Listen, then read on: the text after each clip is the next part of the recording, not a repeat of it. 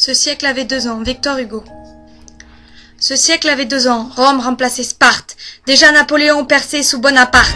Et du premier consul, par maint endroit, le front de l'empereur brisait le masque étroit. Alors, dans Besançon, vieille ville espagnole, jetée comme la graine au gré de l'air qui vole, naquit d'un sang breton et lorrain à la fois, un enfant, sans couleur, sans regard et sans voix. Si débile qu'il fut ainsi qu'une chimère, abandonné de tous excepté de sa mère, et que son cou ployé comme un frêle roseau fit faire en même temps sa bière et son berceau. Cet enfant que la vie effaçait de son livre, et qui n'avait pas même un lendemain à vivre, c'est moi.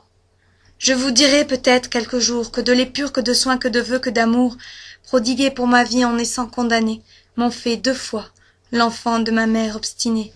Ange qui sur 3 fils, attaché à ses pas, épandait son amour et ne mesurait pas. Oh, l'amour d'une mère, amour que nul n'oublie, pain merveilleux qu'un Dieu partage et multiplie, table toujours servie au paternel foyer, chacun en a sa part, et tous l'ont tout entier.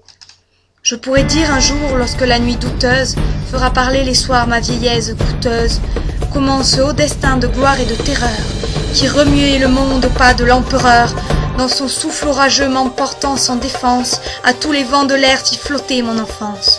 Car lorsque l'aiguillon bat ses flots palpitants, l'océan convulsif tourmente en même temps. Le navire à 3 ponts tonne avec courage, et la feuille échappée aux arbres. Maintenant jeune et encore souvent éprouvé, j'ai plus d'un souvenir profondément gravé. Et l'on peut distinguer bien des choses passées dans ces plis de mon front que creusent mes pensées. Certes, plus d'un vieillard sans flamme et sans cheveux, tombé de lassitude au bout de tous ses vœux, pâlirait s'il voyait comme un gouffre dans l'onde mon âme, où ma pensée habite comme un monde. Tout ce que j'ai souffert, tout ce que j'ai tenté, tout ce qui m'a menti comme un fruit avorté, mon plus passé sans espoir que renaisse. Les amours, les travaux, les deuils de ma jeunesse. Et quoiqu'encore à l'âge où l'avenir sourit, le livre de mon cœur à toute page écrit.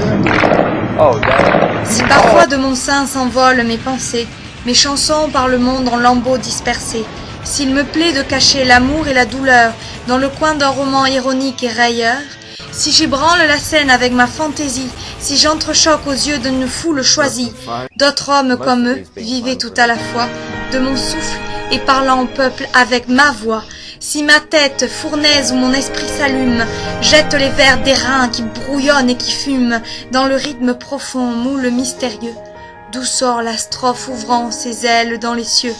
C'est que l'amour, la tombe et la gloire et la vie, l'onde qui fuit par l'onde incessamment suivie, tout souffle, tout rayon ou propice ou fatal, fait reluire et vibrer mon âme de cristal, mon âme aux 1000 voix, que le Dieu et que j'adore, mit en centre de tout comme un écho sonore.